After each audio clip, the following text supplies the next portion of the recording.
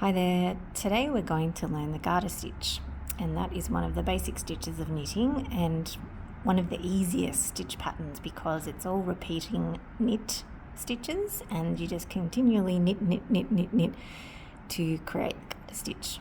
But the first thing that we need to do is cast on, and I'm going to show you the long tail cast on. And the first thing we need to do is get a fair amount of yarn, and then you need to create this slip knot like that. Put it on your needle and make sure that you've got the tail up on the top, so facing you really.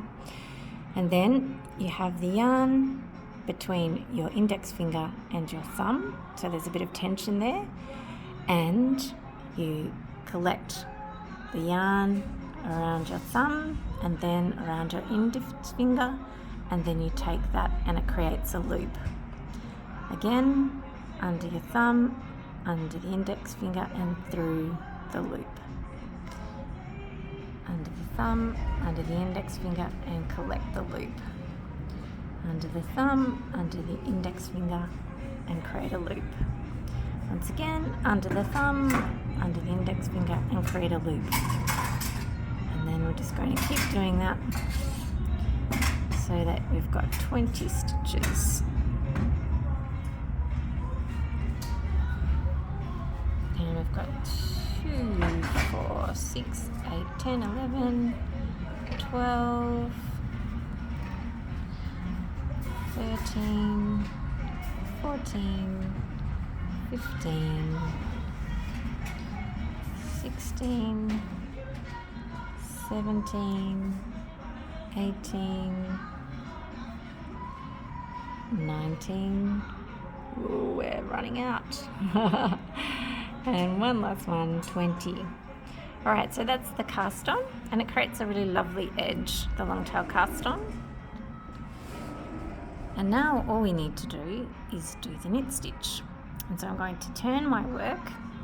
I'm going to get the working yarn and wind it a bit so I've got plenty of working yarn available to me. One of the things you don't want to do is pick up this piece and start knitting with that because you'll run out of yarn.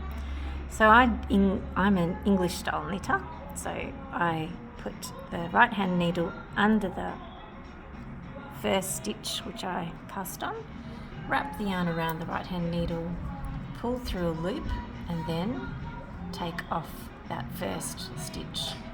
Again, into the stitch, wrap my yarn around the right hand needle, pull the loop out underneath on the left hand needle and take the stitch off the left hand needle. Now I've got to in under the stitch, around the yarn, bring up the loop and take the stitch off the left hand needle. And I'm just going to continue doing that all the way along my 20 stitches. And as you can see, I'm one of those people that uses my fingers to get up the stitches up. And the first row is always the hardest because it's a bit tight when you cast on, and you just need to realize that as you work the rows they'll be a little bit easier to move on and off the needle. So I'm still knitting, and you'll see that the first row that I create is all knit stitches, and you'll see like a bumpy ridge, and that's because the front of a knit stitch is a V and the back of a knit stitch is a bump, and this is what it looks like. So in there you can see that it's the knit stitch, and on the back you can see the bumps. And I'm just going to continue working those knit stitches for enough rows so that I get a square. So I'm just going to keep knitting along the rows. And that's all you need to do. And again, just pulling those stitches up so that I can work them a bit easier. And the yarn has split a bit there, so that's a bit annoying, but I'll just take that off.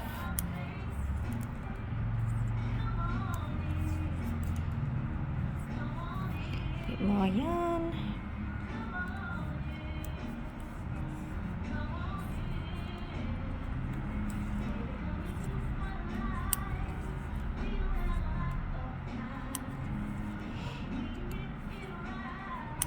And I'm using my Zing Knitter's Pride interchangeable knitting needles here, and I'm thinking that perhaps with this cotton acrylic yarn it's not the best option, so I might suggest that you use a wooden needle. So I might swap out some stage to my Knit Picks Rainbow interchangeables, and that's another row created of the garter stitch. And you can see that it's reversible, so the pearl ridge bumps are showing up on both sides, but as you can see, that long tail cast on has created a nice edging, so we can use that as the front side of the work. But it doesn't really matter, you might like this side, and it's totally up to you. So I'm just going to continue knitting that until I create a square, and that's the garter stitch.